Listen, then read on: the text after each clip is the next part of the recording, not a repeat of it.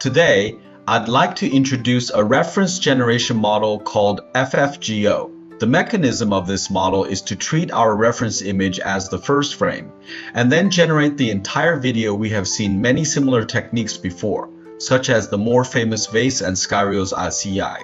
So, what are the differences among them? First of all, the Skyreels A2 technique should be based on 1.2.1, so the resulting generation quality is actually poorer. As for VACE, the number of reference images it can handle is limited. 3 images is basically the maximum. If you use more, it cannot fully render them.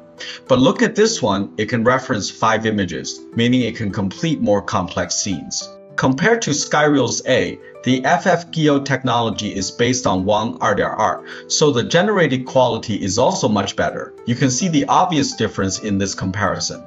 If we only look at it from the perspective of reference generation, we wouldn't dare say the FFGO model completely beats VACE. However, FFGO can generate a special type of video. What kind of video is that? Let's take a look. For example, now I have 3 images, an image of a beautiful woman, an image of a coastal highway, and an image of a sports car. Let's watch the generated video. I'll synchronize it. Look, it has 3 shots. The first shot is a sports car speeding on the highway. The second is a beautiful woman driving. The third is a close-up of the wheel.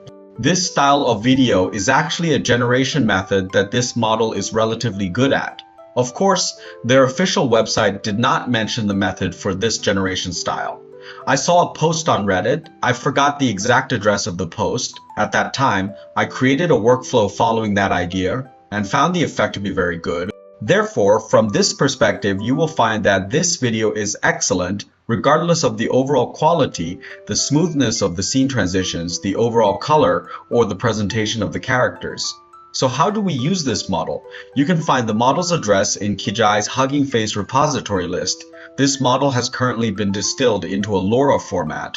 Since it is based on 1.2.2, there is a high noise model, LoRa, and a low noise model. LoRa, to use this model, you only need to upgrade Kijai's One video extension to the latest version. Similarly, I have also built this workflow on Running Hub.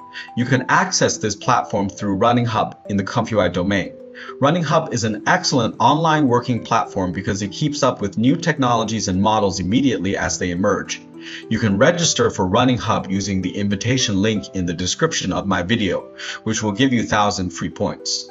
Additionally, you will receive 100 free points every day when you log into Running Hub, allowing you to try out your own workflows. Next, let's look at the different ways to use the FFGO model. We'll start with the simplest method.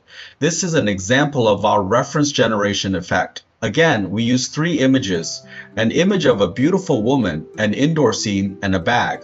We, of course, want the beautiful woman to showcase the bag inside this room. Let's look at the generated result. You will notice that the environment is completely consistent with the scene image I provided. The consistency of the bag is also very strong, and the quality of the person is very high. I wouldn't dare say this effect is better than VACE, but at least it is no worse than VACE. This is why I highly recommend this model to everyone.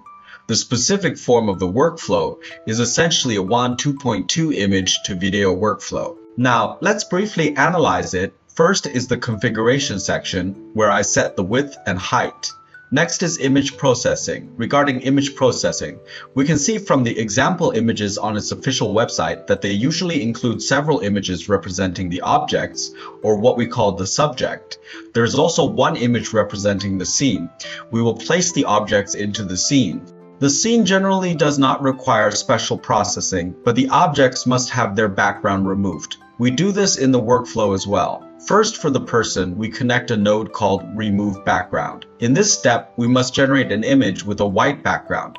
Therefore, we select Color for the background here and set the corresponding color value to white.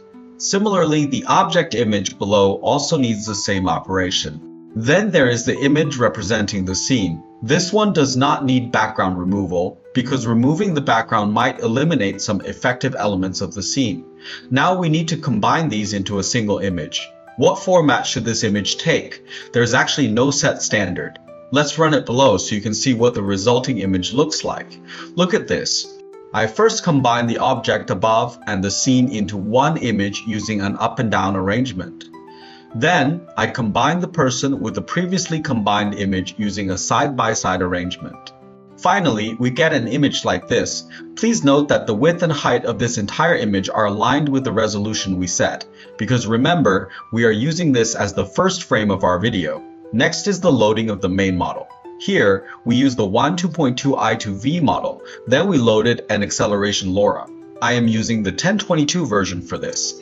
Further down, we connect the FFGO LoRa we discussed. This one is the high noise model, and this one is the low noise model. We set the weights for both to 1.0. Then we have our text encoder VA and our visual encoder. This is no different from a traditional 2.2 workflow. Below is the prompt section. For the prompt, we just need to clearly describe the scene. For example, what I wrote here is that this beautiful woman is showcasing her bag inside the room. Further down, please note, is this crucial section. Since it is fundamentally a 2.2i2v process, there is nothing particularly special here. We connect our positive condition, negative condition, Virginia E, the original image, and the output obtained after the original image has been encoded by the visual encoder, as well as our width and height into their corresponding input slots. We then obtain our new positive condition, negative condition, and latent. Pay attention. I am using the Painter I2V node here. Based on my tests, this node is slightly better than the traditional one image to video node. However, using that node is perfectly fine as well. If you don't like this node, you can replace it. Next is the sampling section. We use 6 steps of sampling.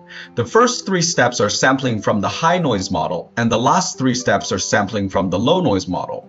But I added something extra here called trim latent. Essentially, I am truncating the first 2 frames.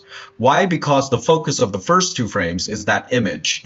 The whole point of FFGO is to place our reference image in the first frame. Therefore, our very first frame is that reference image. It is completely incompatible with the rest of the video, so I must trim it off depending on the processing method. How many frames you trim, I think trimming 2 frames is usually sufficient. However, with 2 frames, you might still notice some flickering. You can try trimming a bit more. I think trimming 4 frames might yield better results. After decoding, you can see the result. The consistency of the person is excellent. The consistency of the item is also very good, and the environment is maintained accurately. We can generate another example. Let's keep the person the same. I changed the scene to a bedroom image, and there is a cat here. My prompt now reads, a beautiful woman sitting on the bed, holding a cat in her arms. Let's generate it. Look at the generated result. The quality is still very high. However, there is still some flickering at the beginning of the clip. Therefore, when you trim frames, you might want to remove more. This is its basic usage. Next, let's look at its special usage, which is the multi-shot approach we just discussed. The workflow remains unchanged. The reference images we are using now are a beautiful woman, a seaside highway, and a red sports car. The key is how the prompt is written. This prompt is written as follows. I have an overall prompt, and then I specify that the camera view changes suddenly, followed by 3 scenes. One scene is the camera following the sports car as it speeds down the road. The second scene is the camera focused on the interior of the car, with the beautiful woman driving. The third scene is the focus being placed on the car's tires. These are the 3 scenes. Nothing else has changed. Let's look at the generated result. The first shot, the second shot, and the third shot are exactly as we defined. But you must note that if you use 3 shots, the success rate is quite high. However, it might not always appear completely. I estimate there is about an 80% chance that the video will be successfully created. If you want an even higher success rate, you can remove the third shot. You can make a 2-shot video which brings the success rate close to 100%.